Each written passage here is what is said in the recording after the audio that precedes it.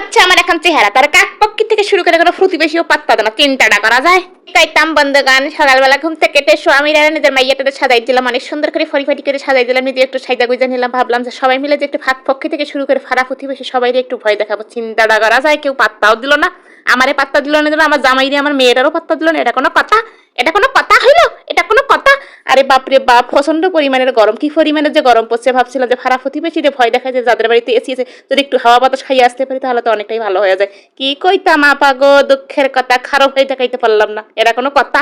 এটা কোনো কথা হইলো? কেউ আমার ভয় পাইলো না, এটা কোনো কথা? আর এই হচ্ছে আমার বিখ্যাত জামাইয়ের বিখ্যাত বাজার, চিন্তাটা করা যায়। সে বাজার করে না, এই আপা ঘুর থেকে ড্যাপ ড্যাপ করে ছায়া থাকে, সেইটাই তো বুঝি না। মানুষ এমন বাজার কেমনে করে? মানুষের মানসিকতা কেমনে এমন হয়? চিন্তাটা করা যায়, বিশ্বাস করা যায়? মানুষ টাকা পয়সা দিয়ে এমন কোনো বাজার নিয়ে এসে, এটা কোনো কথা হলো?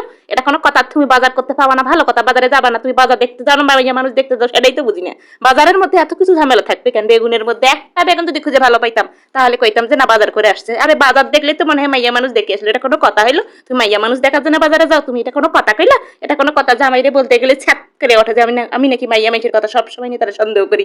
আরে বাবু, সন্দেহ করবে না, তোমার কার্যকলাপ চিন্তা কাণ্ডা দেখেই তো মনে হয় যে তুমি বাজারে যাও না, মাইয়া মানুষ দেখতে যাও, সেটাই তো বুঝি না। জামাইয়ের সাথে ঝগড়াকাজি করার পর ভাবলাম বেগুনের একটু গায়ে হলুদ করাই দিই, তাহলে খালাটা সুন্দর থাকবে। চিন্তা করবেন না পারা, বিশ্বাস করবেন না পারা, আমার এই বুদ্ধিটা যে এত পরিমাণের কার্যকরী হবে কল্পনাও করতে পারিনি। যদিও প্রথমবার ট্রাই করলাম, আপনারাও ট্রাই করতে পারেন, অনেকটাই কার্যকরী হয়ে যায়। যাই হোক, কাটাকাটি কোটাকুটি সমস্ত কিছু শেষ কইরা চলে যাবো রেসিপির দিকে।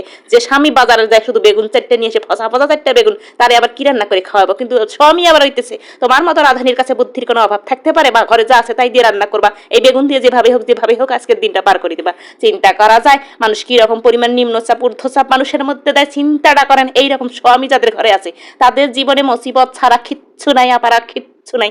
যাই হোক, সমস্ত মুসিবত বিসর্জন দিয়ে ভাবলাম যাই হোক এই বেগুনটা তো কার্যকারী করতে হবে, যেভাবেই হোক রান্না বান্না করে তো খাইতে হবে। তাই ঘরের মধ্যে কয়টা ফ্রিজ টুকরা টুকরা তন্ন তন্ন করে ঝাপা ঝাপি করে খয়রা ইলিশ মাছ খুঁজে বার করলাম। এই আবার ইলিশ মাছের আবার প্রচুর পরিমাণের দাম, শখের তোলা 80 টাকা, যারে বলে শখের তোলা 80 টাকা, বুঝছেন? এই ইলিশ মাছ নাকি 1200 টাকা কেজি। চিন্তাটা করা যায়, মানুষ খাইবে ডাকি? চিন্তা করেন, মানুষ খাইবে ডাকি? যাই হোক, ইলিশ মাছটা 2 দিন 4 দিন 7 দিন যেভাবে হোক চলাইতে হবে, জামাইরে শেখাইতে হবে। আমি প্রচন্ড লেবের সংসারী একটা মানুষ।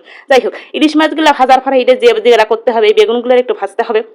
প্রথমে যেটা দিতে হবে একটু সরিষা, পাঁচফোড়ন, জিরা। এখন অনেকে আবার বলতে পারেন আফাইরে কি রকমের রান্না করতেছেন।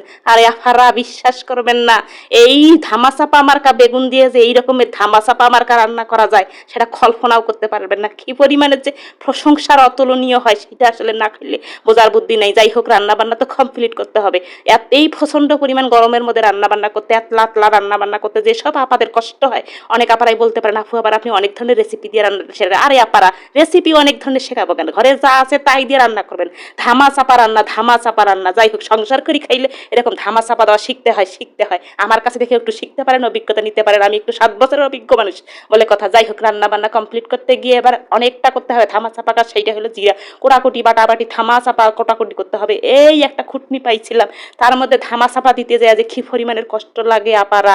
যাই হোক, ধামা চাপাটা দেওয়ার পরে এই যে জিরাগুলো একটু দিয়ে দিলাম।